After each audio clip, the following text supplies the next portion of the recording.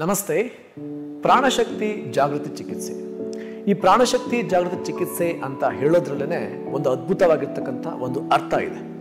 ಯಾಕೆ ನಾವೆಲ್ಲರೂ ಕೂಡ ಈಗಿನ ಕಾಲಮಾನದಲ್ಲಿ ನೋಡೋದು ಅಂತ ಹೇಳಿದ್ರೆ ತುಂಬಾ ಜನ ಒಂದು ಕಂಡೀಷನಲ್ ಲೈಫ್ ಸ್ಟೈಲ್ ಅಲ್ಲಿ ಬದುಕ್ತಾ ಇರ್ತವೆ.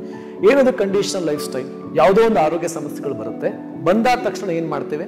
ನಾವು ಮಾತ್ರೆಗಳಿಗೆ ದಾಸರಾಗ್ತೇವೆ, ಅಥವಾ ಆಪರೇಷನ್ಸ್ಗಳಿಗೆ ಮೊರೆ ಹೋಗ್ತೇವೆ, ಅಥವಾ ಜೀವನ ಪರ್ಯಂತ ಇನ್ನೊಬ್ಬರ ಮೇಲೆ ಅವಲಂಬಿತವಾಗಿ ಬದುಕು ಸಾಗಿಸ್ತಾ ಇರ್ತೇವೆ. ಒಂದು ಸಮಸ್ಯೆಯಿಂದ ಸಾವಿರಾರು ಸಮಸ್ಯೆಗಳನ್ನು ತಂದುಕೊಳ್ತಾ ಇರ್ತವೆ. ಆದರೆ ಯಾವುದೇ ಒಂದು ನಿಮ್ಮ ಚಿಕಿತ್ಸೆಯಲ್ಲೂ ಕೂಡ ನಾವು ಚೇತರಿಸಿಕೊಳ್ಳುವಂತ ಸನ್ನಿವೇಶಗಳು ಬರೋದೇ ಇಲ್ಲ. ಬದಲಾಗಿ ಒಂದು ಸಮಸ್ಯೆಯಿಂದ ಸಾವಿರಾರು ಸಮಸ್ಯೆಗಳನ್ನ ತಂದುಕೊಳ್ತಾ ಇದ್ದೇವೆ. ಇದೆಲ್ಲ ಯಾಕಾಗ್ತಾ ಇದೆ?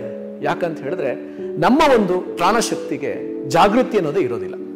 ಹಾಗಾಗಿ ಈ ಒಂದು ಪ್ರಾಣಶಕ್ತಿ ಚಿಕಿತ್ಸೆಯಲ್ಲಿ ಏನ್ ಮಾಡ್ತೀವಿ ಅಂತ ಹೇಳಿದ್ರೆ ನಮ್ಮ ಒಂದು ಆಯಾಮಗಳಿಗೆ, ನಮ್ಮ ದೇಹದ ಎಲ್ಲ ಒಂದು ಆರ್ಗನ್ಸ್ಗಳಿಗೆ ಎಲ್ಲದಕ್ಕೂ ಒಂದು ನಿಯಮಗಳನ್ನ ಕೊಡ್ತೇವೆ, ಒಂದು ಬದ್ಧತೆಯನ್ನ ಕೊಡ್ತೇವೆ, ಒಂದು ಶ್ರದ್ಧೆಯನ್ನ ಕೊಡ್ತೇವೆ. ಈ ಶ್ರದ್ಧೆ, ಬದ್ಧತೆ ಮತ್ತು ನಿಯಮವನ್ನು ಕೊಡುವಂಥದ್ದೇ ಪ್ರಾಣಶಕ್ತಿ ಜಾಗೃತಿ ಚಿಕಿತ್ಸೆ. ಒಂದೊಂದು ಅಂಗಗಳಲ್ಲೂ ಯಾವ ರೀತಿ ನಮ್ಮ ದೇಹದ ಒಂದು ಕಾರ್ಯ ಪ್ರವರ್ತಗಳನ್ನ ಮಾಡುತ್ತೆ, ಕಾರ್ಯ ಪರಿಚಲನೆಗಳನ್ನ ಮಾಡುತ್ತೆ, ಅದನ್ನ ನಾವು ಗಮನಿಸ್ತಾ ಹೋದಾಗ ನಮ್ಮ ಆರ್ಗನ್ಸ್ಗಳನ್ನ ನಾವು ಪ್ರೀತಿಸ್ತಾ ಹೋಗುವುದೇ ಪ್ರಾಣಶಕ್ತಿ ಜಾಗೃತಿ ಚಿಕಿತ್ಸೆ.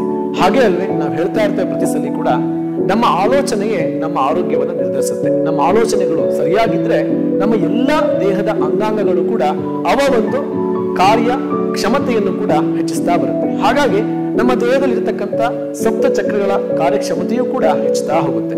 ಯಾವಾಗ ನಮ್ಮ ದೇಹದಲ್ಲಿರ್ತಕ್ಕಂಥ ಸಪ್ತ ಚಕ್ರಗಳ ಕಾರ್ಯಕ್ಷಮತೆ ಹೆಚ್ಚುತ್ತಾ ಹೋಗುತ್ತೋ ಆಗ ಯಾವುದೇ ಒಂದು ರೋಗ ರುಜಿನಗಳಿರ್ಲಿ, ಯಾರ ಮೇಲೆಯೂ ಅವಲಂಬಿತ ಆಗದಲೇ, ಹಾಗೇನೆ ಯಾವ ಸಮಸ್ಯೆಗಳಿಂದ ಮರು ಸಮಸ್ಯೆಗಳನ್ನ ಸೃಷ್ಟಿ ಮಾಡಿಕೊಳ್ಳದಲೇ ನಮ್ಮ ಆರೋಗ್ಯ ಸಮಸ್ಯೆಗಳನ್ನ ನಾವಾಗಿ ಸ್ವತಃ ನಮ್ಮಿಂದಲೇ ಅದರಿಂದ ದೂರ ಆಗ್ಬೋದು. ಇದೇ ನಮ್ಮ ಪ್ರಾಣಶಕ್ತಿ ಜಾಗೃತಿ ಚಿಕಿತ್ಸೆಯ ಒಂದು ಅದ್ಭುತವಾಗಿರ್ತಕ್ಕಂಥ ಸಾರಾಂಶ.